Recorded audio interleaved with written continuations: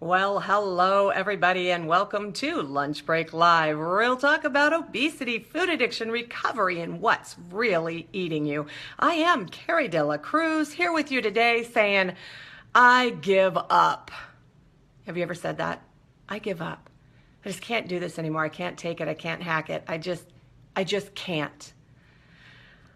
Well, that's what today's show is all about. But before I get too far in, I do want to welcome you all. I am so glad that you're here. If you're joining me live, I see thumbs up floating by there. Hi, Mama. So glad you're here. And Marcus, you're joining me. Oh, that's awesome. Before your, let's see, do I see Marcus out there? Oh, maybe I don't. This is what happens when I try to read without glasses on. And Nina, so glad you guys are here. So listen, before I get too far in, I do want to say this. Today's show, in fact, I'm going to put my glasses on so I get it right. How's that? All right. I am dedicating the program today to moms. I know it's not Mother's Day, but then again, every day should be Mother's Day, really. But I'm dedicating it to moms because I'm blessed with my own mom, and she's here with me. Carol Worth, that's my mama. I am so glad that you're here with me every single day, Mom. And I realize that is, I've got them on, that is a blessing. And Mom, you never, ever, ever gave up on me, whether you even thought you were going to or not, whether it even, the thought, even crossed your mind ever, you never did. And that means a lot to me. And I think that's a really hard part of being a mom is sometimes you just think, I give up. I can't do this. I guess I don't know how to be a mom.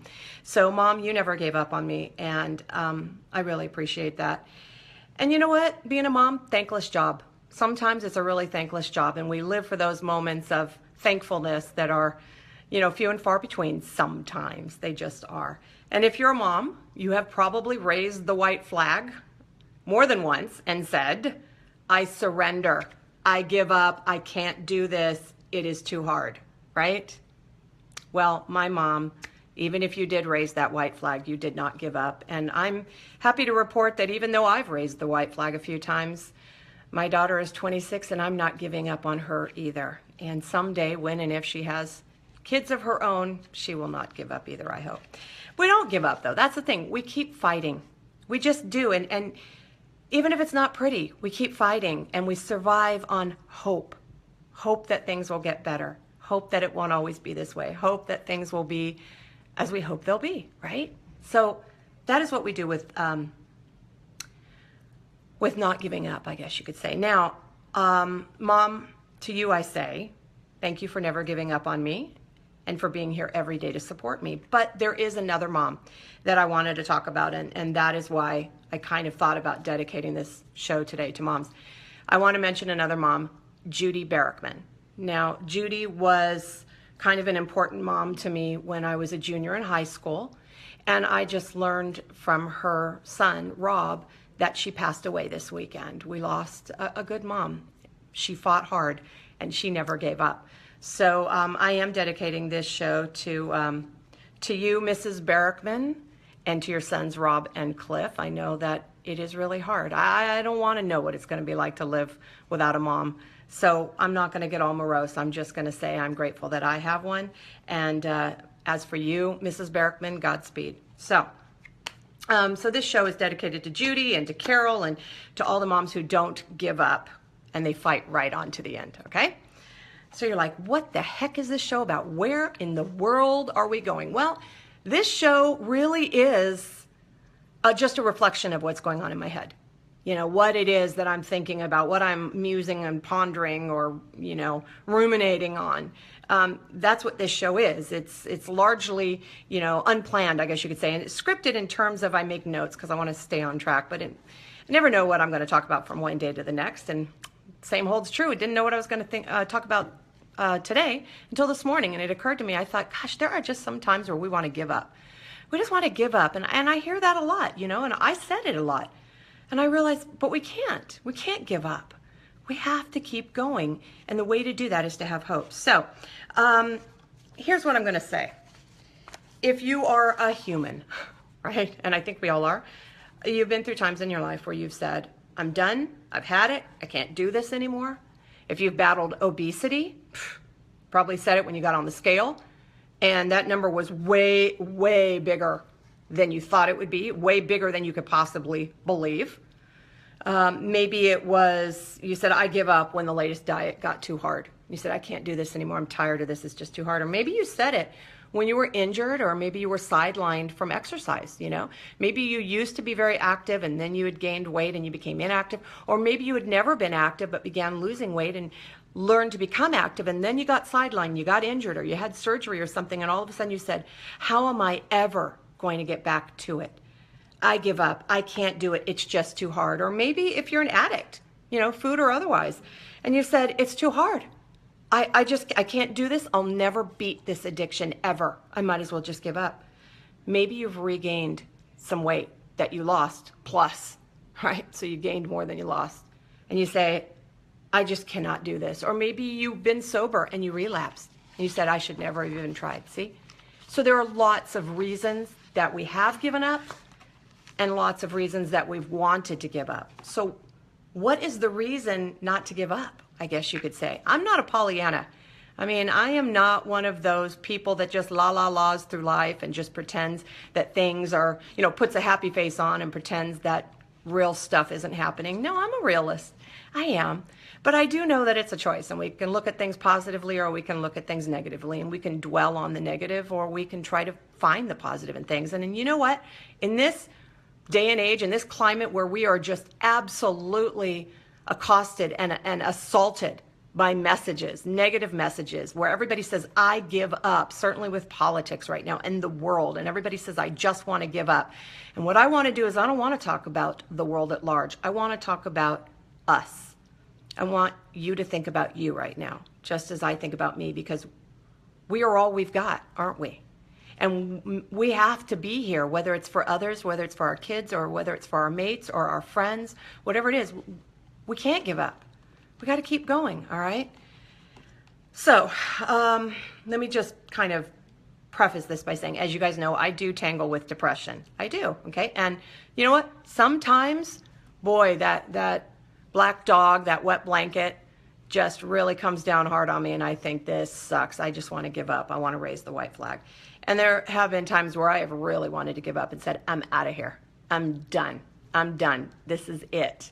But as you can tell, I'm here, so I didn't give up. When I weighed 320 pounds, boy, did I want to give up. A lot of days. I just wanted to wake up and say, I'm done with this. I just want to weigh a normal weight. That's what I would say. I'd be like, when I go to sleep, I just want to wake up and be a normal weight. And then when I wasn't, I just wanted to give up. And then when I realized I was a food addict, I said, oh my God, isn't it enough that I have to deal with obesity? Isn't it enough that I have to deal with depression, but I have to deal with food addiction too? Are you freaking kidding me? I just want to give up. But I didn't. I mean, I get it. There's no cure for obesity or depression or food addiction. I wanted to give up. And when I can't even say it, when I made mistakes as a mom, I wanted to give up, but I didn't, okay? And there's no cure for that either. There's no pill for being a great mom. The point is, there are things that I can do to treat these things, to manage them in my life, to just do the best that I can with them, to, accept my obesity, my depression, my food addiction, to accept the fact that, hey, I'm not a perfect mom, but I'm doing the best I can, right? The reason I kept going is there was this tiny voice inside me that just would always say, keep going, keep going. Keep going. This too shall pass. I didn't know when. We all want it to pass quickly when we're in that moment. We all want to know. We all want to say when. When is it going to pass? When will it all be over? And you know what? We don't have guarantees in our life. All that we have is the belief that if we keep going, eventually we'll get through it, right? Like what was it Churchill said, when you're going through hell, keep going? Yeah. All right. Let me just give you a little quick story, okay? A little levity here, right? One time when I was about 12, I went to a company picnic with my best friend, Denise, and it was for her mom, okay? And I don't even know where it was now, but I just remember there were like hiking trails all around, and there was this big cross on a hill that everyone was walking to, okay? And it was really close. So we figured, we're bored at this picnic. Let's just go hike up to the cross. And so off we went, and we hiked the trail to the cross. And on the way, this is interesting, we kept passing a lot of people coming back down from the cross. And they were saying, it's a really long way up there, right? But we kept going until, and this is the funny thing, I don't even think we made it to the cross. I don't remember ever seeing the cross. Maybe we did. I would have to check with Denise on this one. I don't know. All I know is we were really tired. You know, we got to this point where we were tired. We were hot. We had not packed snacks or water because they didn't have bottled water then. I mean, they had those big glass bottles that you put on the dispenser from Sparklets, but they didn't have portable little water, okay?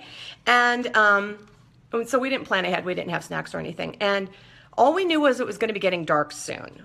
So we were like, you know what, maybe we should head back because, you know, Denise's mom's probably going to be looking for us and worrying about us, right? So we better head back. But as 12-year-olds, of course, we had not told her that we were going anywhere. We didn't tell anyone we were going anywhere. We just kind of went because it was there, and there were no cell phones. Can't call people. So we surveyed the situation a bit, and we're like, wow, remember how tired all those people looked walking down? Because it's a really long way down. And you know, it's getting dark. There's got to be a faster way. Let's go down the face, okay? Because we're like looking over like this going, yep, okay. You know what? That's way faster. We're going down that way, okay? So off we went. And yeah, well, it was pretty steep. And Denise went first because that's what she always did. She was always brave and courageous. She's like, come on, come on. And, you know, I'm wearing shorts and tennis shoes, you know, perfect hiking outfit. And there we go down the face, you know, and sliding a little bit here and there and climbing over rocks and whatever. And all of a sudden I caught up with Denise, which is kind of funny because I never caught up with Denise. The only reason I caught up with her is because she had stopped. She was not moving anymore. Why? Because we had hit the edge of a cliff. And we looked over and we're like, no wonder we could not see the rest of the way down, because the rest of the way down is a sheer drop off. There is nowhere to go. So there we are, and we could see everybody down below us at the picnic. We're like looking down there going, hey, okay. And we realized that we can go no further, okay? So there we are stuck on the face of this, you know, mountain essentially. And we're like looking around and trying to figure out what we're gonna do. And we realized, you know what? Pretty much we have two options, all right? Two options. Option one is we go back up the mountain, all right? Or no, actually, you know what? That was option two. Option one was a helicopter. I figured that they would send a helicopter for us. I'm not kidding you, because we were so close. They could see us at the picnic, right? And so we were up there waving and yelling and screaming, help, help. And I'm like, they're going to send a helicopter. Of course they're going to send a helicopter, because somebody's going to turn around and they're going to see us up here waving frantically, and they're going to send a helicopter. They did not send a helicopter. And there I am. Now, I went with option three, even though there were only two options. Option three was to sit down and cry. And that is what I did. I sat there and I dissolved into a puddle of tears.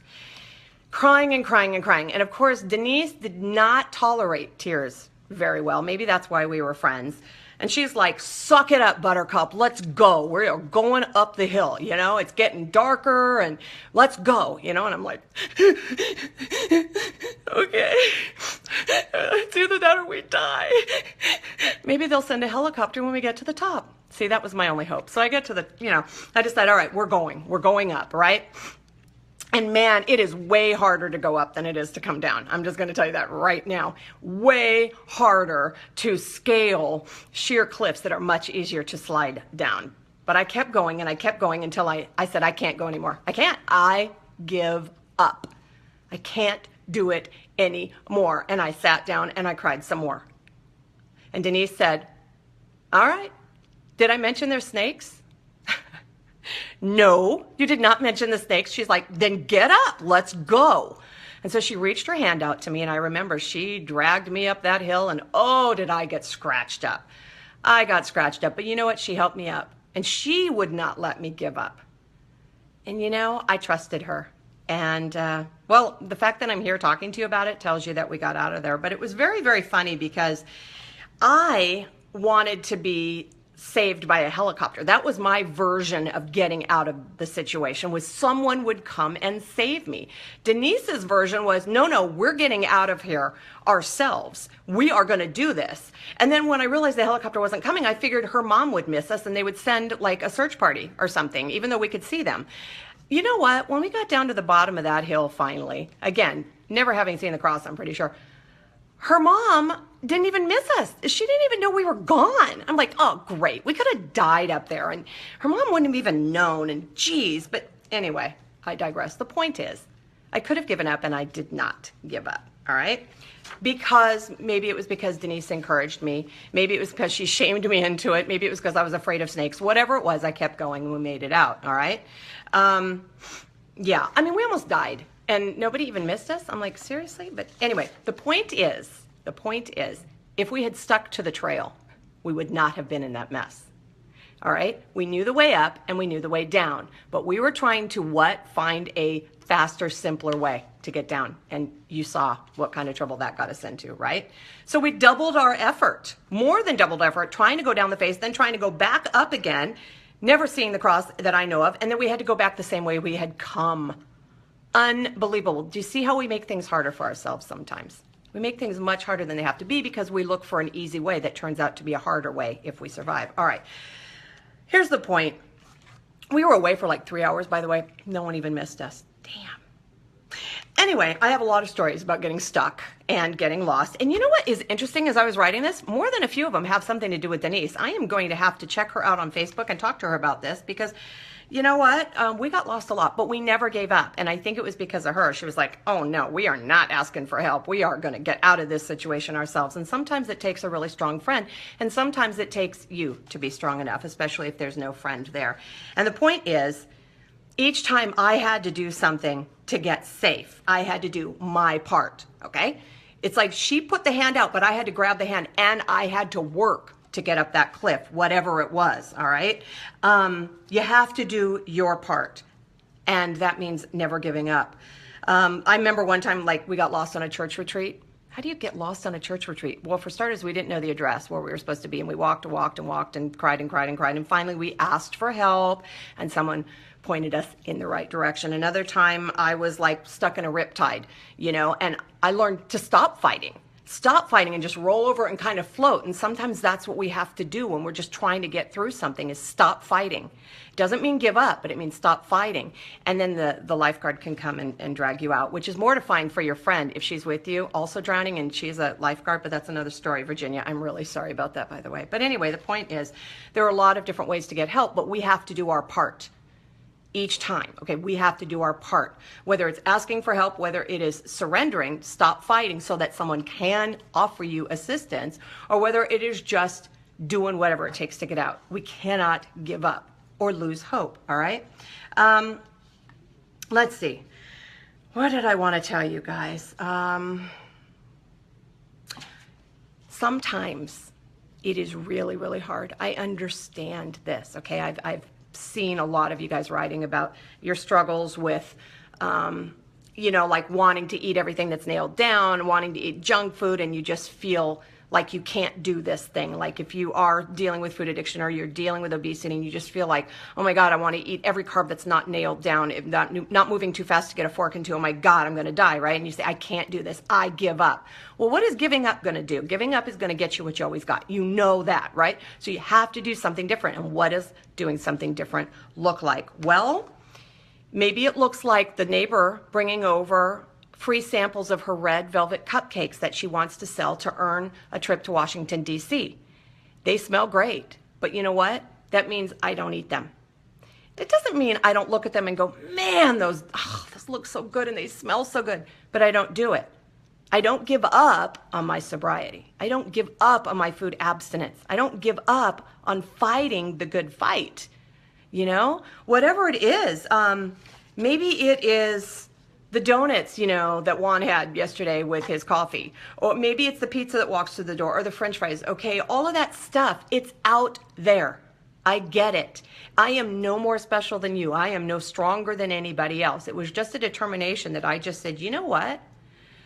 I'm not going to give up, because every day is one day away from that horrible hell of, active addiction and active obesity. I'm going to keep going. And you know what? It started with one step. This journey that I'm on right now started with one step. It started with one step going right back up the face of that cliff, didn't it? To get out of where I found myself stranded, because no helicopter was going to come save me. Nobody was going to come save me from my food addiction. No one was going to come save me from obesity but me. So no one can do this for you, but you can't do it alone. We all need a Denise in our lives sometimes, right? Someone to say, suck it up, buttercup, they're snakes, right? We can't give up. Today's show is really not about how not to give up, okay? I cannot give you tips for how not to give up. I can't do that. It's really more of an exhortation that says, hang in there. This too shall pass. It's to say, you know what? Sometimes things are really not easy, but it takes courage. And it's not always going to be pretty, and it's not always going to be instantaneous either, and it isn't always guaranteed either. But sitting here today, I can tell you that it is always worth it. Always. Do I have scars on my leg from climbing up that mountain? You betcha. And guess what I learned from that experience? Don't go looking for the easy way, because you know what? Getting out of that, it's a lot harder than just doing things the right way.